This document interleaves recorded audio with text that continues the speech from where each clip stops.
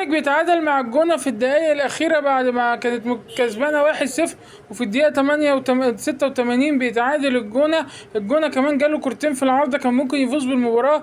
الزمالك النهاردة معرفش يلعب مع الجونة ويعمل هجمات كتير. هو لعب شاط 18 كرة بس برضو كان أداؤه مش متوسط، مش زي الزمالك زي كل الماتشات اللي فاتت. الجونة كان أحسن بكتير، يعني الجونة كان هو اللي بيلعب أحسن الفرقتين.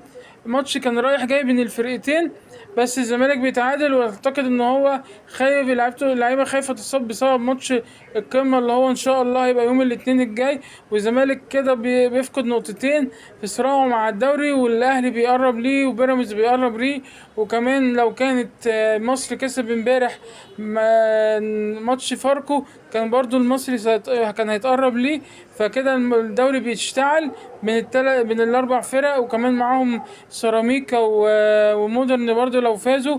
وهنشوف ايه اللي هيحصل في الدوري الغريب ده. وكان في كمان ماتش النهارده بين طلائع الجيش والمقاولين، خلص 0-0. من تالت ماتش في الاسبوع ده بيخلص 0-0. كان في امبارح فاركو والمصري خلص 0-0، وبتروجيت وغزل المحله خلصوا كمان 0-0.